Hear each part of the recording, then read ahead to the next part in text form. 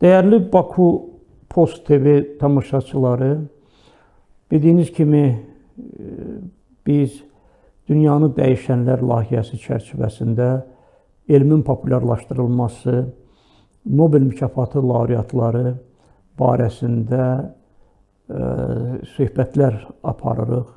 Eyni zamanda alimlərin etdikləri kəşflərin mahiyyəti barədə danışırıq. Onları həmin kəşfə aparan səbəb və nəticə əlaqələri barədə danışırıq. Bildiyimiz kimi Azərbaycan Respublikasının prezidenti cənab İlham Əliyevin təşəbbüsü ilə Bakıda bir neçə humanitar forum keçirilibdir və həmin humanitar forumlara dünyaca məşhur yazıçılar, alimlər, Nobel mükafatı laureatları dəvət olunublar və onlar böyük məmnuniyyətlə həmin forumlarda iştirak ediblər. Nobel mükafatı laureatlarının hansı ölkəyə qədəm qoyması, eyni zamanda onların çıxışlar etməsi, keçirdiyi görüşlər bir tarixi hadisə kimi dəyərləndirilir. Azərbaycana gələn Nobel mükafatı laureatlarının çıxışları, eyni zamanda ali məktəblərdə professor müəllim heyəti ilə görüşləri şübhəsiz ki, bir tarixi hadisə kimi qiymətləndirilməlidir. Bugün mən yenə də Nobel mükafatları barədə danışacağım və birbaşa Azərbaycana və Bakıya bağlı olan, Bakıda olmuş, Şuşada olmuş bəşəriyyətin ən nəhəng fiziklərindən biri Rudolf Metzbauer haqqında danışacağım. Rudolf Metzbauer iridium 191 izotopunda qamma şüalarının nüvə rezonans fluoresensiyasını kəşf etdiyinə görə 1961-ci ildə Nobel mükafatına layiq görülübdür. O, bu kəşfini 29 yaşında etmişdi və cavan Nobel mükafatına layiq görülmüş fiziklərdən biridir. Daha doğrusu ikincisidir. Bəs necə olmuşdu ki, Rudolf Metzbauer Bakıya gəlmişdir? Rudolf Metzbauer Bakıya Tatyana Virta, bu kitabın müəllifi və onun həyat yoldaşı, akademik 20-ci əsrdə böyük fiziklərdən biri Yuri Kagan ilə birlikdə gəlmişdi Rudolf Metzbauer. Yuri Kagan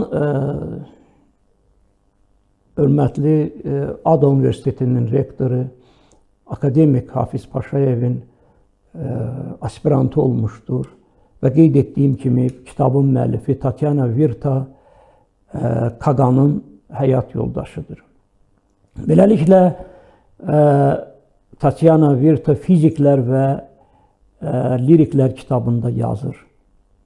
Biz Bakıya gəldik. Mən, Kagan, həyat yoldaşım yazır və bir də Rudolf Metzbauer Bakıya gəldik və Bakıda bizi hava limanının gözləmə zalında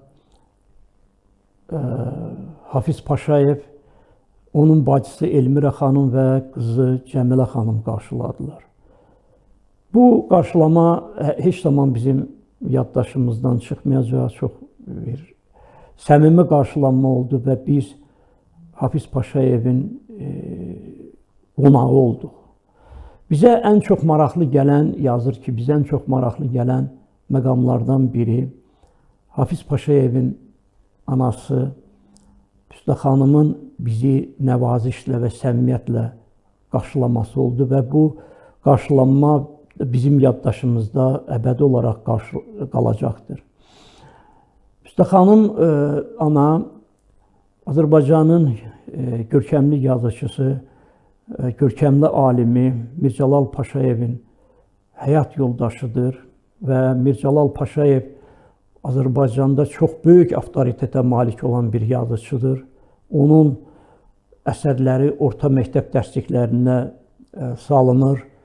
Eyni zamanda dünyanın müxtəlif dillərinə tərcümə olunur. Biz Usta xanımda Mircəlal Paşayevin həyat yoldaşında həyat yoldaşının vəfatının kədərini saxlamaq məqamlarını onun çöhrəsində hiss etdik. Lakin buna baxmayaraq o bizi çox səmimiyyətlə və bizi çox nəvazişlə qarşıladı. Biz Bakıda olduğumuz müddətdə müxtəlif mövzularda söhbətlər apardıq. Kitabın müəllifi yazır ki, Hafiz Paşayev onun Kağanın, akademik Kağanın kollegası olan Marudidinin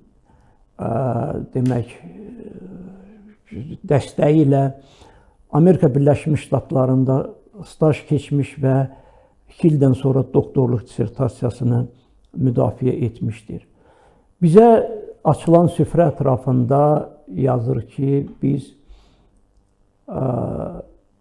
Rudolf Mezbauer'in səfər proqramını, eyni zamanda elmi proqramını düşünməyə başladıq və qərara alındı ki, Rudolf Mezbauer alimlər qarşısında, akademiklər qarşısında, universitet professorları qarşısında çıxış edəcəkdir. Və bu görüş alındı. Rudolf Mezbauer alimləri, ümumiyyətlə auditoriyanı ofsunlamaq gücünə malik olan bir şəxsiyyətdir, böyük bir alimdir və o qədər sadə şəkildə öz kəşfini izah etdi ki, sanki auditoriyanı don vurmuşdu və birdən çıxışını başa çatdırandan sonra sanki auditoriya oyandı və onu sürəkli alqışladılar. Maraqlı tərəfi odur ki, yenə də mən bu kitabdan danışıram. Auditoriyada olan alimlər Ludwig Mezbauer'ə sual vermədilər. Bəlkə də bu şərq ənənəsidir. Alimi çox narahat etmək istəməyiblər və yazır ki, hər halda ona sual vermədilər. Kitabın ən maraqlı tərəflərindən biri ondan ibarətdir ki, gələn qonaqlar, hörmətli Hafiz Paşayevin qonaqları, Yuri Kağan, onun həyat yoldaşı, kitabın müəllifi Tatyana Virta və Rudolf Mezbauer 3 gün sonra Şuşaya qonaq dəvət olunublar. Tatyana Virta yazır ki, bizi Arif müəllimin çox yaxın və etibarlı bir dostu, İldar adlı bir şəxs Şuşaya apardı və biz neçə kilometr getməyimizdən asılı olmayaraq mən bu ərazilərin nə dərəcədə təbii olduğunu, heç bir qrimasa malik olmadığını gördüm və bizə göstərilən hər dəqiqəlik qayğı bizim səfərin komfortunu, bizim səfərin məzmununu artırırdı və səfərimizə yeni məzmun verirdi. Yazır ki, biz yolüstü bir çayxanada dayandıq və çayxanada işləyənlər bizi elə qarşıladılar ki, sanki bunların ən doğma adamlarıdır. Və burada hamı bir-biri ilə mehribandır. Bu, şərq mentalitetinin əsas keyfiyyətlərindən biridir. Və biz nəhayət Şuşaya dəniz səviyyəsindən 1500 metr hündürlükdə olan Azərbaycanın dilbər güşəsi olan Şuşaya gəldik və bu şəhərin adı əvvəlcə Pənahabad olmuşdu. Şəhər sonra zəlzələ nəticəsində dağılmışdı. Şəhər sonradan bərpa olunmuşdu. Tatyana Virta yazır ki, bizim yadda qalan deməli, görüşlərimizdən biri, yadda qalan hadisələrdən biri Şuşada fəaliyyət göstərən ipək fabriki oldu. İpək fabrikində Rudolf Mezbauer'in həyat yoldaşı üçün bir xeyli demək paltar üçün bir xeyli parça verdilər. Natural ipəkdən parça verdilər və o da böyük məmnuniyyətlə onu qəbul elədi. Bizim söhbətlərimizdə kitabın müəllifi yazır ki, 1500 dəniz səviyyəsindən 1500 metr hündürlükdə olan bir şəhərdə Alp çəmənlikləri ilə sanki əhatə olunmuş bir ərazidə zəncir kimi bir-birinə bağlı olan dağların arasında və bir də odda dəmlənmiş od çaylarının, içdiyimiz od çaylarının ləzzəti də yaddaşımızda həkk olundu və Rudolf Mezbauer çox məmnun idi. Və Rudolf Mezbauer mənə dedi ki, yenə kitabdandır, sanki neçə saatlarla təyyarədə olduğumuz vaxt keçirdiyimiz yorğunluq sanki Şuşada tamamilə bizi tərk elədi. Tatyana Virta bu kitabında başqa bir maraqlı məqama toxundu.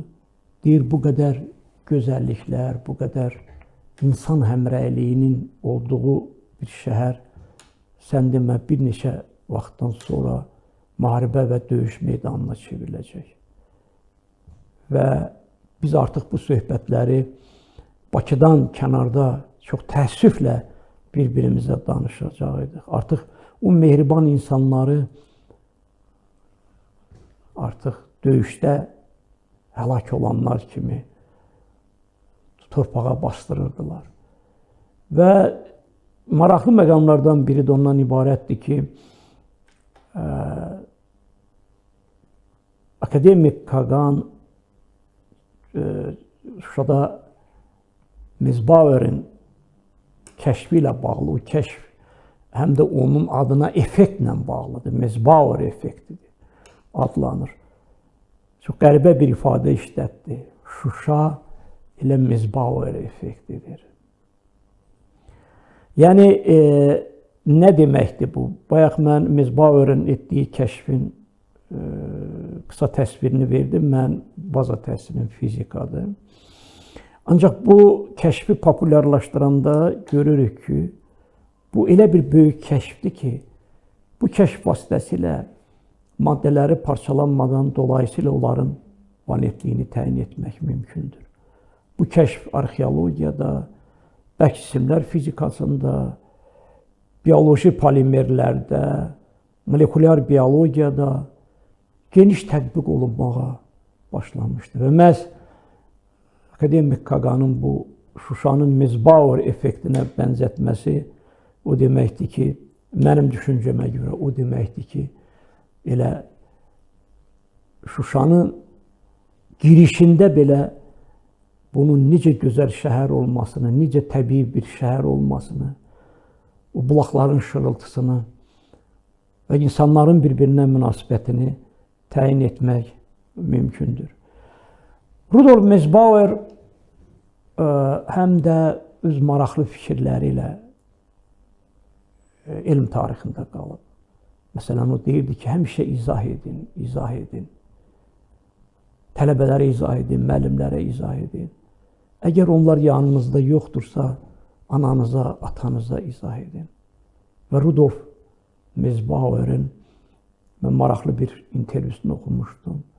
Ona sual vermişdilər ki, elm adamları ilə adi jurnalistlər müsahibə götürmədilər, yoxsa elm jurnalistləri. Mezbauer'in cavabı orijinal olmuşdu, yazmışdı ki, əlbəttə, demişdi ki, əlbəttə, elmi jurnalistik inkişaf eləməlidir. Çox maraqlı bir misal gətirmişdi ki, deyir ki, bizdə bir oxuduğumuz universitetdə Babat oxuyan bir tələbə var idi. O diplom işini yaza bilmədiyinə görə onu universitetdən xaric elədilər. Nə yaxşı onu xaric elədilər. O sonra çox nəhəng bir elmi jurnalisti çevrildi və mən hər gün qəzetlərdə onun elmi məqalələrini izləyirəm. Sonra böyük alimlərə məxsus olan bir tərzdə bir yumor işlədir. Deyir, kaş elə bir vaxt olaydı ki, bir jurnalist də öz peşəsindən imtina eləyib fizik olaydı. Dəyərli tamaşaçılar, mən Rudolf Mizbauer barədə danışdım. Rudolf Mizbauer'in Bakı və Şuşa ilə bağlı söhbətləri, bizim alimlər qarşısında çıxışı şübhəsiz ki, Tatyana Virta tərəfindən çox mükəmməl şəkildə qələmə alınmışdı və bu kitabı oxumağı sizlərə tövsiyə edirəm. Eyni zamanda Tatyana Virta böyük tərcüməçidir. Yugoslav ədəbiyyatının tərcüməcisidir. İvan Andriçi bütün tərcümə eləyib. Qeyd edeyim ki, İvan Andriç 1961-ci ildə Nobel mükafatı alıb. Eyni ildə Rudolf Mizbauer'lə və düşüncəmə görə o fiziklər və liriklər kitabında elmi populyarlaşdıra bilib. Təşəkkür edirəm, sağ olun.